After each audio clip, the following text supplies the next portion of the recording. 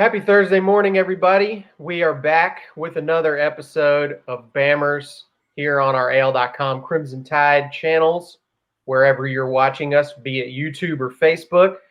This is our show where we dive into the minds of the Alabama fan base. We talk about what you guys are thinking about, what you care about, what's giving you anxiety this week, what's making you happy this week. And we put all of your thoughts and feelings on screen right here as a part of our conversation as Ben and I discuss whatever it is that's going on in the world of the Crimson Tide this week. And Bammers, as always, is brought to you by our friends at the Mercedes-Benz Tech Program. More on them later in the show. But Ben, it's a week that I feel like has been circled on the calendar for a lot of Bama fans. Really, probably since last year's game. I think there are people who still wake up in cold sweats remembering the Bama Ole Miss game last year and wondering, is this what it's going to be like from now on with Lane Kiffin there in Oxford? And as we're already seeing, there's some comments coming in. Kimberly says she's terrified. Charles says cautious but not freaking out. I mean, what we don't hear is unmitigated confidence going into this week. What's your sense of things down in Tuscaloosa about how people are feeling about this game? Yeah, there's sort of that feeling in the air right now, Matt, right? Like going into one of these games. I think like if you look at Alabama's schedule, at least based on what we've seen so far, what we've seen from Ole Miss so far, and just looking ahead for the rest of the year, this is that game, this is that game that is giving Alabama fans those jitters. And you mentioned the word anxiety earlier. And we kind of joked recently about how Alabama fans are always cautious. Like one of our viewers just said just a little while ago, like there's always that feeling of nervousness, like going down to the Swamp or playing at LSU or with an Iron Bowl, where Alabama fans don't want their season to be ruined. They don't want their national championship hopes to be dashed like on any given Saturday. And there's always that one game, and Ole Miss has been that game several times during the Saban era. Obviously, those two straight losses to Hugh Freeze in 14 and 15. But you've also got, obviously, last season with Lane Kiffin, where their offense did whatever they wanted, picked up more than 600 yards against a Nick Saban defense. Absolutely unbelievable. It was just a good thing that Alabama did whatever they wanted, even more so to the worst Ole Miss defense. But, you go back to those games like Texas A&M in 2012 and in 2010, obviously, with Cam Newton, and in 2019 with Joe Burrow, where you have these high caliber, can throw any pass, make any play quarterbacks, just these like next level talents. And it seems like Matt Corral is one of those guys. I saw somebody mention that Alabama or Nick Saban has only lost like 5 times in the last like 10 or 12 years. And those 3 quarterbacks were 3 of the quarterbacks that beat them. All 3 of those quarterbacks, eventual Heisman winners, national champions in 2 of their cases. And so you have to wonder, will Matt Corral be another one of those guys? He's the current Heisman front runner. Lane Kiffin has said multiple times this week that he's a guy who can make any throw on the field. And when you have a guy like Matt Corral or a quarterback that can make any throw, it doesn't matter what defense they're playing against. And, like Mac Jones is a guy who kind of proved that last year with all the weapons that he had. It doesn't really matter how good your defense is, as long as you have an explosive offense that can exploit the defense, then they're going to have a better advantage, especially when you have an offensive genius like Lane Kiffin, who Alabama fans know so well, who sees great defenses and sees their schemes, and he immediately jumps at the opportunity to pick them apart and diagnose his own schemes that succeed on the offensive side of the ball. So this is one of those games, Matt, where I think the anxiety is very high. There's tension is thick in the air in Tuscaloosa. And if there's any regular season game Alabama has the potential to lose this year, it's certainly this one. But I think that majority of Alabama fans are probably still confident Alabama should win the game. For sure. I think you're never going to totally eliminate that alpha mentality from this fan base, not overnight anyway. I mean, these fans have just seen their team come through so many times over the past decade. It's hard to truly be downtrodden about this team. But I keep remembering what the reaction was like during the game last year and watching things on social media play out in the middle of the game. And it was pretty apocalyptic, Ben. I mean, people were beside themselves, and really for not even just the week after the game, for months almost after this game, really all the way until the national championship to some extent. This game like traumatized Alabama fans. They kept saying, I just don't think we can win it all if our defense plays like this. And the defense actually played pretty well the rest of the season, but that lasting memory of what happened in this game stuck with so many people and became kind of the thing that defined that team for a lot of folks until ultimately they created a new standard for themselves down the stretch of last season. But I guess to that, Ben, part of me, I don't want to tell fans how to feel. If you feel nervous watching a game like that last year, you have every right to feel that way. But I think a team like Ole Miss, in part, makes Bama fans nervous and uncomfortable because it doesn't look like a normal Alabama football game. Even when Alabama wins and wins by a comfortable margin, it just doesn't feel like you're watching the same sport even that you're used to watching when you watch an Alabama football game. It reminds me a little bit, Ben, of what, I'm not a person who watches a ton of soccer, and it's always funny to me to see soccer fans when a team goes up 2-0, they're like, well, that's it, game's over. It's an insurmountable lead at this point. It's just not a margin that we're comfortable with as football fans watching. But in a game like this, where Ole Miss plays the style that they do, I think you kind of have to adjust how you look at things like the score and the yardage, because ultimately a stop, I think, becomes the metric in this game. Having a possession for the other team and without points or without a touchdown even becomes the way you win this game. You might give up 600 yards and still win this game comfortably. Yeah, Nick Saban has harped on it. Get off the field on third down. A lot of the players have in interviews too. But Nick Saban talked about last year's game, why Ole Miss was so successful against them. He said that the players were out of position several times in the game, that there was a lot of trouble with communication just in terms of getting settled in and defending the way that they had wanted to. But that was also because of a lot of what Ole Miss was doing in terms of their schemes and in terms of their pre-snap communication and how they confused the Alabama defense. So I think that there are going to be a lot of mind games on Saturday. I heard somebody say, I think it was Robert Griffin III actually on ESPN this week, who said this is less about Nick Saban versus Lane Kiffin. It's more about the offensive coordinator at Ole Miss versus Pete Golding at Alabama, and just sort of like the chess game that they play all game. Can Alabama stop Ole Miss is basically the storyline that a lot of people are focused on right now. And look, I mean, you would think that the tables would kind of turn there, right? Because that was Ole Miss's problem last year, that they could not stop Alabama. That's why they lost the game, because they couldn't make one stop. It's funny how we don't think of the game that way, though. Yeah, But that's the thing. It's like Ole Miss probably has had this circled on their calendar for a year, but I would guess Alabama's defensive players have too, right? Where it's like, we got embarrassed in Oxford last year.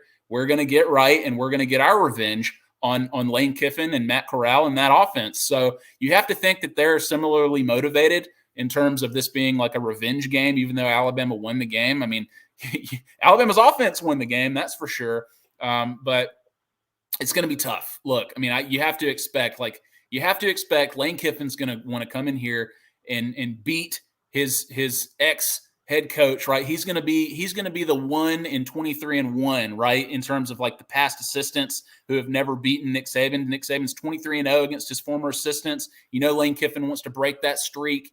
That he wants to make a name for himself as one of the prominent SEC coaches. If he wins this game, whether he wants to stay at Ole Miss or move on to bigger and better things, this game is going to go a long way in doing that for Lane Kiffin. So this is huge for him. But also Matt Corral, with all of the juice around him in terms of being the Heisman front runner, you got to think he's going to come in ready to play. He's going to make those impossible throws that Lane Kiffin and everybody talks about. So Alabama fans need to mentally prepare for things to get scary for a little bit. But as we know, Nick Saban teams recover and they throw counter punches when things like that happen.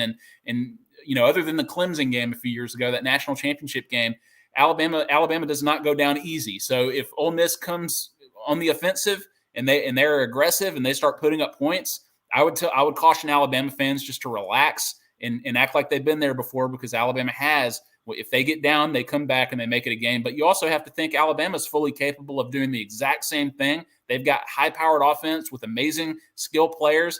And I don't think that we've seen Bryce Young even reach his full potential yet as a quarterback. So Alabama's got the offense too. So it should be a great game. It could be very high scoring. I think the over-under for this game is like 80. It's one of the highest ever, I think, for like an SEC game, which is crazy. But it just promises to be a chaotic scene and another great game between these two teams. Yeah, there's been quite a few commenters so far bring up some version of this comment here from Clint Reeves, who says, we'll see how Kiffin's offense can operate when you can't hear 2 feet in front of you. So a lot of people bringing up the crowd as a factor. The general challenge that Ole Miss has been through so far this year, because they've only played 2 FBS opponents so far. They weren't particularly great high caliber teams that have been wildly successful last season or this season so far. So, I think it's interesting to bring that aspect of it up. I think we often talk about, not knowing quite how good Alabama is yet until they face a bigger challenge. But I think it's important to note that at this point in the season, Alabama has gone on the road and played in a very tough environment and had to gut out a difficult win in a hostile place against a team that, I think everyone expected Alabama to beat Florida, but we know that Florida has a lot of talent, and we know that they, on that day had a really good game plan for Alabama that Alabama had to adjust to on the fly. So I think they've been tested in a way that Ole Miss can't possibly have been tested. And I think if we even go back and look at last year, when Ole Miss's offense, as it is now, was similarly successful, they did what they did a year ago in front of largely empty stadiums. They certainly didn't. Saban has been harping on this all week about that we haven't truly seen a home Bryant-Denny atmosphere for a big game since 2019 at this point. And this is a big opportunity. I think he's been trying to get this fan base ready to create a hostile environment in the home stadium for the last 2 games that they've played in Tuscaloosa. And I think he's been preparing them for this moment. I think he wants for Ole Miss to walk into this stadium and for everybody on that roster to say, man, I forgot what this was like. And I think the fan base is capable of it for sure. Let me ask you, Matt, why do you think Bryant-Denny Stadium is never on those short lists of like the most hostile environments in college football? Because, I mean, when you see those, you see the Swamp, you see Death Valley, you even see Jordan-Hare. I mean, Penn State with the whiteout. And I've been in Bryant-Denny Stadium for some of the best games ever, and it can get really loud, like super, super duper loud. But why do you think Bryant-Denny isn't considered one of those hostile environments? Well, Ben, should we pivot? Should we pivot into our next topic here? Let's go ahead and go into this, because we wanted to talk about the power of a great game day atmosphere in Tuscaloosa. But I agree with you. It isn't something that gets mentioned alongside, LSU and Auburn and Florida. And I think in part it's because this stadium has become bigger and louder, and I think it has grown kind of after the team grew, if that makes any sense. So I think people aren't surprised by the atmosphere in Tuscaloosa because Alabama has been a dominant program, and you just expect it to be difficult to play there. You expect to go in there and lose when Like you're it's more playing about Alabama. the team. Yeah, it's more about the team than where they're playing. I think part of what creates the aura of these sort of elite atmospheres that get talked about is that teams that are favored to win go in there and lose on the road. I mean, LSU, Les Miles had that famous quote a few years ago where he talked about that Tiger Stadium was where dreams come to die. And I think like that was part of what LSU's aura was about. Is it was a really tough place to come in as a favorite and win on the road. And that helped them develop that reputation. Auburn, even more so, I think. Auburn has pulled off a lot of really big upsets in Jordan-Hare Stadium, and the crowd atmospheres gets some credit for that, and I would say deservedly so. But in Tuscaloosa, I mean, you have to be an underdog to pull off an upset, and Alabama hasn't been an underdog very many times in the last, basically 15 years almost at this point. So I think that's part of why they don't get credit. But then you're actually working on a story for AL.com about some of the best game day atmospheres that we've seen over the years in Tuscaloosa. And I think this is an interesting topic on its own about what are the moments that stick out to you. And I would just say I can remember, because I was a student in the mid-2000s, that for a very long time, the sort of talking point in Tuscaloosa was the big moment, the loudest moment in Bryant-Denny history was the 2005 Florida game. Mm-hmm. Yeah, I wasn't at that game. I watched it from my girlfriend and now wife's apartment living room, just down the street from Bryant-Denny Stadium. So I heard Did you hear it down the street? Oh yeah, it was nuts. It was one of those where it's like I wish I could have been in there for that, because the place was rocking for sure.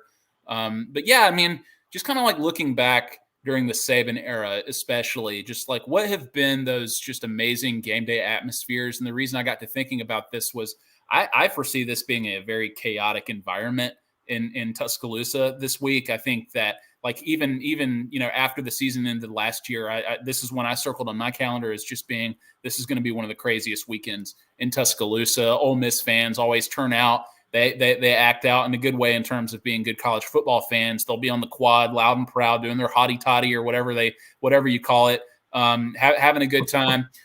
So expect it to be really exciting before kickoff. We'll see what happens between the whistles on Saturday and Bryant-Denny, but for me, atmosphere is about what happens prior to the game, what the storylines were going into it, and then you compound that with what actually happens in the game. I know that somebody in the comments just mentioned Rocky block. They're referring to the 2009 Tennessee game where Terrence Cody blocked 2 field goals, obviously one to cinch the game as time expired. Certainly one of them for sure. Like I remember that being one of the loudest. Absolutely. Not the whole game for sure, but the end of that game, yes, very loud. The whole game was it was kind of like I think what people would call a boring game where like neither offense could really get anything going. And then it came down to the defense and special teams making plays.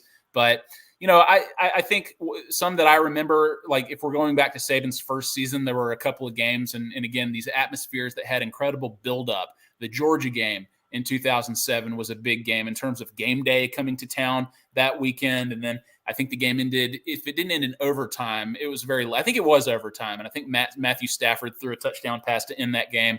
And then LSU, once Alabama had sort of rebounded and become formidable and they had gotten some wins under their belt, and I think that they were ranked and LSU was coming to town. That was a huge game that Alabama ended up losing, and then things didn't go well for the rest of the season. If we're talking road games, you got to bring in the 2008 Georgia game. I mentioned the Penn State whiteout, but the infamous Georgia blackout, Matt, in Athens, where all the fans wore black, the team wore black uniforms, and we're just sure that they were about to beat Alabama, and Alabama comes up and opens up a 31-0 can of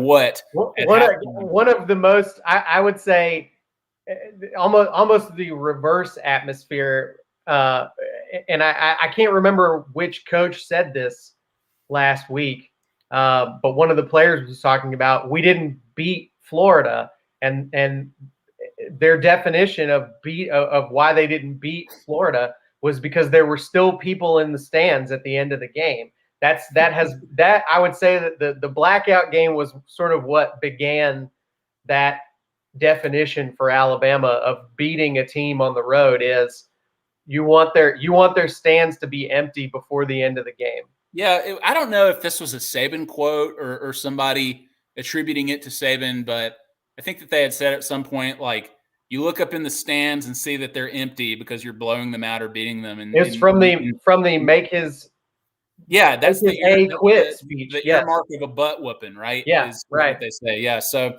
that's true. And just moving forward in terms of the Saban era, I think of some of these are losses too, like that result in Alabama losses, like the 2010 Iron Bowl. Honestly, Alabama didn't have a lot to play for at that point other than pride, getting a good bowl game, beating Cam Newton, which obviously it looked like they were going to do for a while, but it was a really cold, cloudy day. Undefeated Auburn and Cam Newton, the surefire Heisman winner, were coming to town. Alabama could do something about it. It seemed like they had until everybody knows what happened. That was an amazing atmosphere. The LSU game, obviously, I think number one probably has to be the game of the century. I've never seen build up like that before or since. Pre-game, it was electric in there, yeah. Electrifying atmosphere, but I mean, the quad ahead of that was absolutely nuts. The next year when Johnny Football came to town, and I don't care like what you say about Johnny Manziel right now or however his career turned out. Johnny Football was the boogeyman in Tuscaloosa for 2 straight seasons. I mean, that dude, I think Nick Saban would probably say the same thing, just in terms of how you game plan around somebody who plays like that and is that kind of talented, and somebody who kind of changed the quarterback position in some ways, I think, as a running quarterback who is capable of making one player after another. But that was interesting because nobody really knew much about Texas A&M. They were brand new to the SEC. Johnny Football's legend was starting to grow and certainly flourished in that game. And then I would say add the 2013 Texas A&M game, where it was just another shootout, and the lead up to that was amazing, and the atmosphere in College Station was really second to none that day. But Matt, there's just a few more. The Ole Miss 2014 and 2015 game day atmospheres were incredible. Obviously, those resulted in losses for Alabama, so I'm sorry. But look, and we can talk about Ole Miss again, but Alabama has survived these Ole Miss scares, okay? 2014, They lost at Ole Miss in a close game. They still made the playoff. 2015, they lost to Ole Miss at Bryant-Denny Stadium. They still made the playoff and won a national championship. So all was fine as a result of it, right? Alabama had a scare at Ole Miss last year, won the national championship.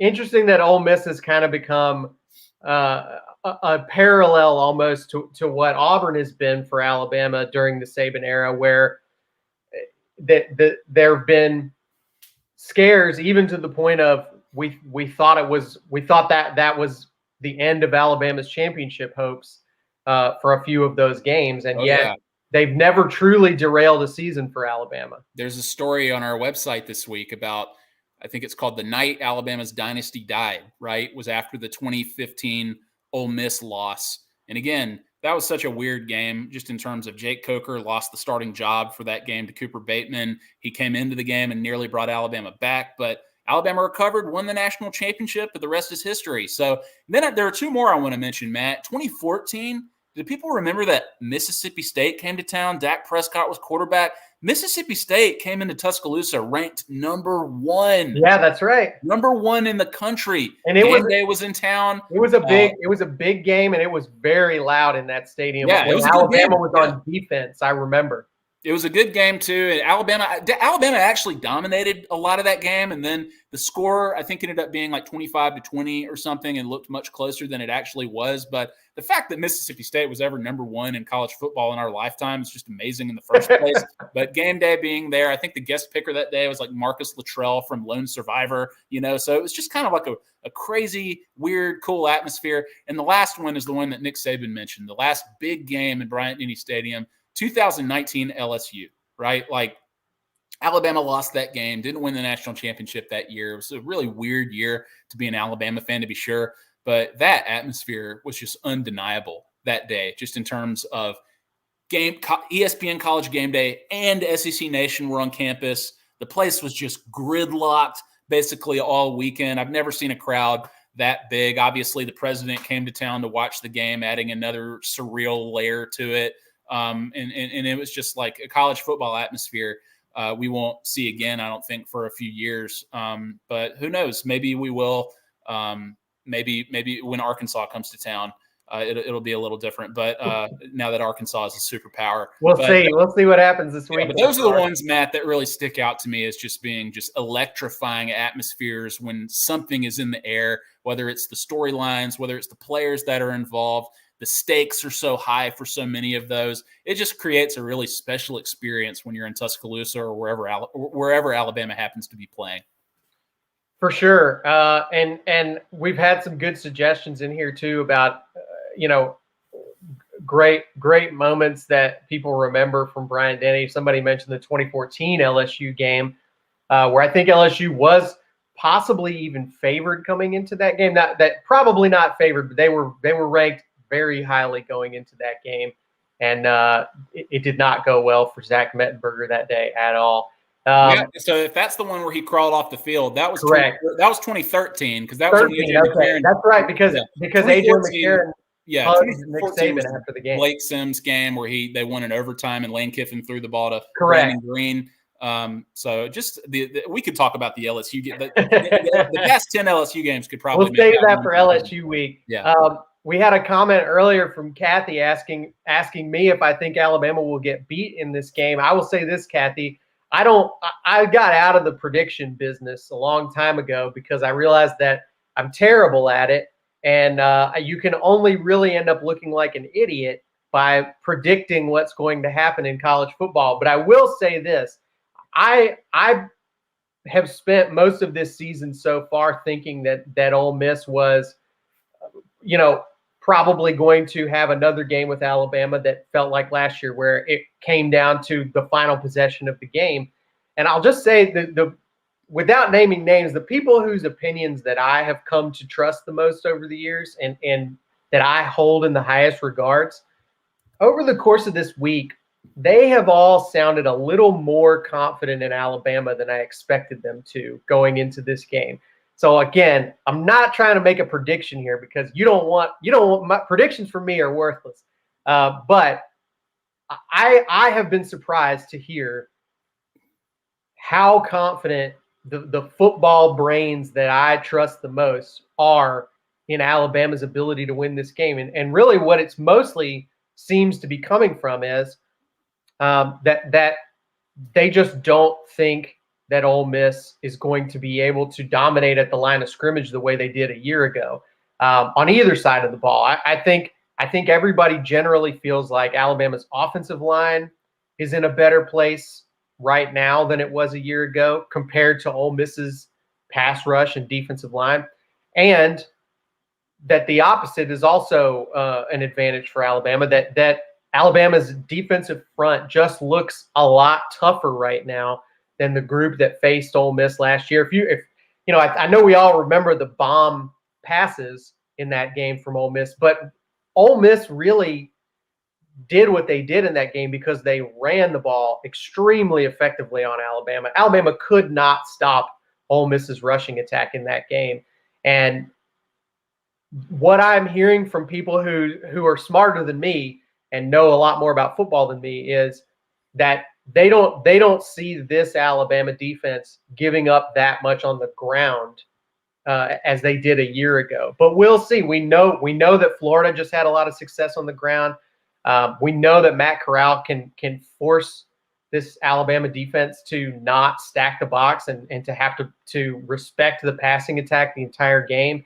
It's tough. It's going to be a tough challenge. But again, the people who I respect the most seem to think Alabama has a pretty substantial advantage going into this game. Yeah. So we'll see. I don't know. I will say we've had another comment come in here about playing different music to hype the players up in the stadium Saturday. Good news for you, Kelvin, that Greg Byrne actually came out this morning, the Alabama athletic director, and said, I don't know if they're going to do it in time for this weekend, but he said they are actually looking into changing up some of the music they play in the stadium. updating the playlist a little bit. It was apparently something that a lot of complaints were registered about in the first couple of games this year, and it looks like Greg Byrne is listening and wants to update that for the Bama fans. Matt, can we ask Kelvin and other fans watching here if they could just name some songs that they don't like hearing in Bryant-Denny Stadium, songs that they do like hearing? Like, what are some of the songs that have fans so upset right now when they hear it, where they're just like, why are they playing this? And what are some of the songs that you really like that they shouldn't get rid of? That's what I want to hear from some fans. Throw it in the comments, guys. Yeah. If you have songs you would like to remove from the stadium playlist, throw it in the comments, or like Ben said, if you've got something you think they should play that they don't right now, throw it in there. Like I bet there are some fans of that Applebee's song, Matt, that they don't want them to get rid of that Applebee's song. I don't know, That's man. still a new addition. Man, it's pretty cool. I don't know. We do have Dixieland Delight. I don't think that's going anywhere. I don't see that one going away. I think that one's probably a permanent one on there. Yeah, for sure. Yeah, Ben, one more topic I wanted us to hit on before we wrap up today, and the discussion's going very vibrant in the comments. So we appreciate you guys being a part of this today. And actually, before I transition, one more here from David Corsi wants to play Birmingham from Randy Newman. I would suggest playing that whenever there's a replay review happening. I think they should play that song.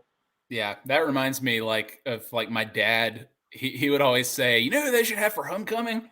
Blondie, because she has that song, The Tide is High. And I'm like, that's the only reason you want Blondie to come play. Yeah, Randy Newman's not really going to get the stadium hype, I would say. And I'm a big fan, but yeah. I never thought that a song by the Killers from like the early to mid 2000s would become the student section anthem. So you really never know what's going to hit in Bryant-Denny Stadium.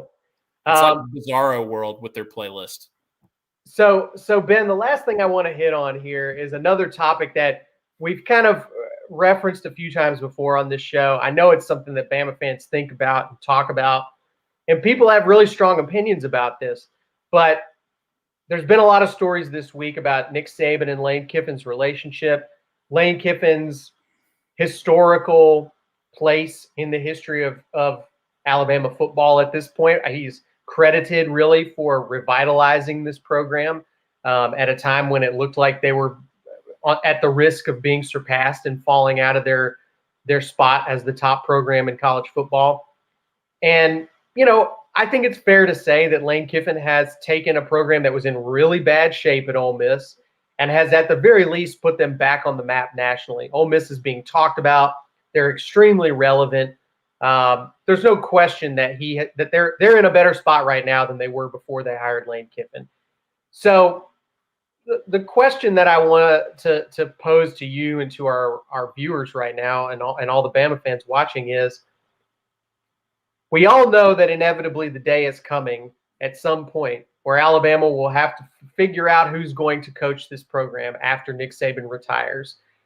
And my question for everybody is Lane Kiffin that guy? Is he the one that will take over this program after Saban? And I this is a topic that comes up a lot. I think that a lot of people in the Bama fan base, no matter what he's done for Alabama, they're still always going to have these bad feelings about him, this bad taste in their mouth about kind of how he acted at Tennessee, the way that he conducted himself, at USC after the fact.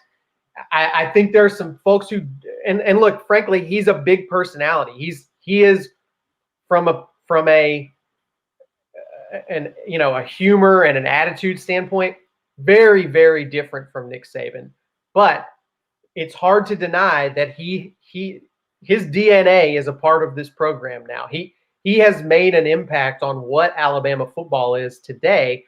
And so there would be some amount of natural fit for Lane Kiffin here. So I'm curious what you think about it. And guys, throw your thoughts in the comments.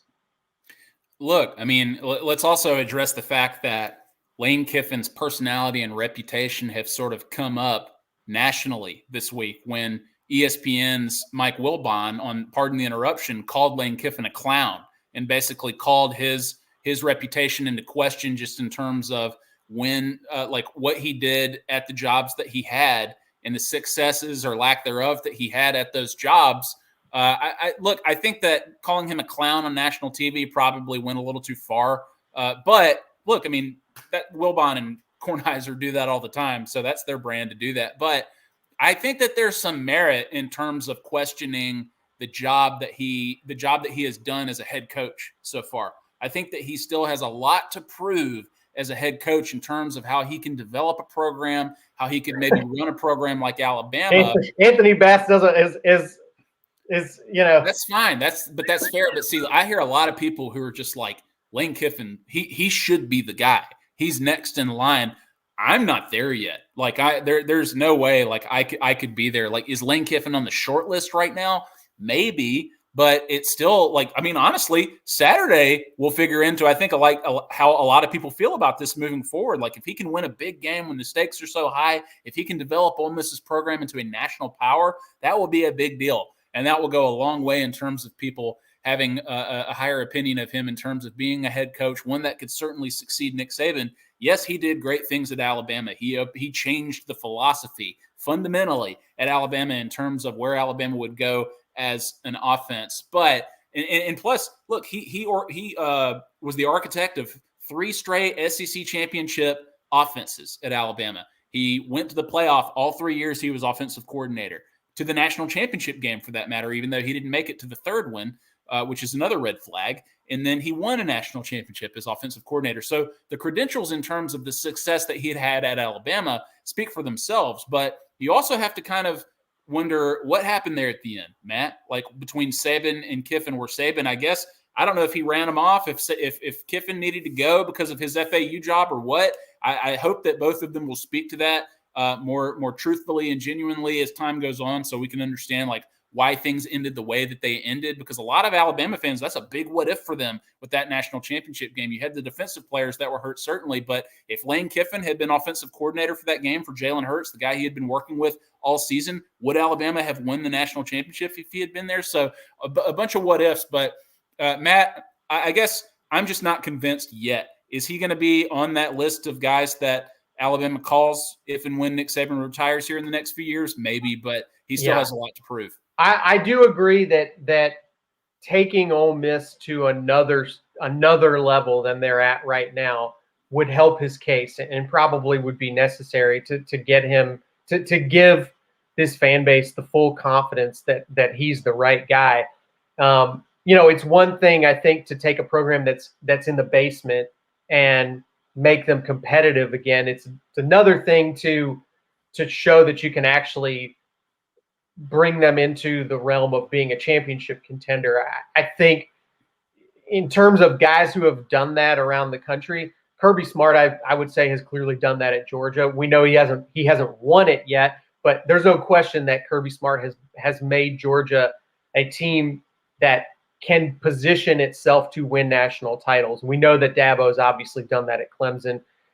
Outside of that, though, I think if Bama fans are holding that standard for who the next guy is going to be, there's just not that many guys who've done it, period, because Alabama hasn't really let anybody else do it, for one thing. I mean, there are very, very few active head coaches in college football who have won a national title right now. Very, very few.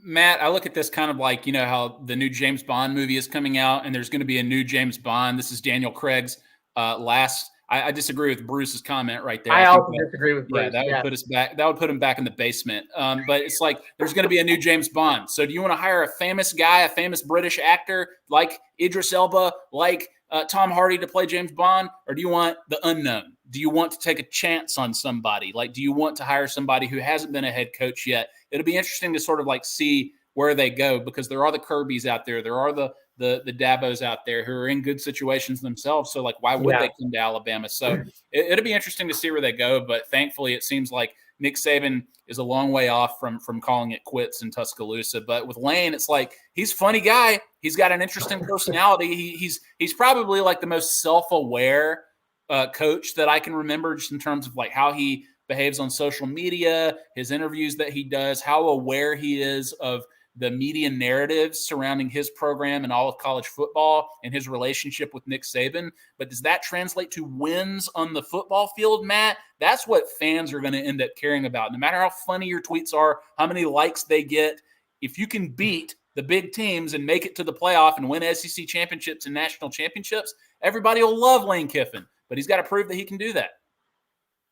Yeah, will be very interesting to see. I saw a couple of people mention Mario Cristobal also as a possible guy. Again, the one of the good things about this situation, if and when it ever happens for Alabama, I mean, it will happen. I saw a couple of people saying Saban will never retire or something equivalent to that. So I guess some of us are choosing to live in that world right now. But one of the positives about that situation when it arrives is a lot of extremely qualified guys have now gotten experience after having worked for Saban and knowing how he runs a program. So Alabama will have a lot of great candidates to choose from. A lot of great comments. Ben, you're going to have to go back into these comments later and see all of these songs that folks mentioned. I saw a couple of AC/DC nominees in there. We know there's already one that gets played every game, but some folks want to add to that list. I've also seen, by the way, on our other topic, some folks mentioning D'Amico Ryans, who is currently a assistant coach at the 49ers. So definitely a vote there for a Bama alumni, even though he's not a guy who really has a lot of Saban connection. But I felt bad for D'Amico Ryans when I saw 37 seconds left on the clock for Aaron Rodgers. I think the whole world felt bad for D'Amico. He put up a good fight, but what can you do? All right, guys. Well, look, it's gonna be a wild weekend. We're gonna have a lot to talk about next week, no matter what. Because as Ben said at the top of the show, this is a pretty big one for Alabama. There may not be a bigger one on the schedule after this until we are past the Iron Bowl at this point. This is a huge game. Nick Saban expects to hear all of you making a lot of noise on Saturday if you're going to Bryant-Denny Stadium. So I'm sure that you guys will not let him down in that regard. But we will be back here next week, no matter what, to talk about whatever happens, the fallout of it, the reactions from you, the fan base, and everything else that comes as a result of this game. So, folks, we enjoyed it. Another great show. Tons of participation from our commenters today. And another big shout out to our sponsors from the Mercedes-Benz Tech program. For Ben Flanagan, I'm Matt Scalisi, and we will see you guys next week on Bammers. This show is presented by the Mercedes-Benz Tech program. To learn more about Mercedes-Benz's world of advanced automotive technology, text the word Mercedes to 55678 or visit www.mercedes-benz.com.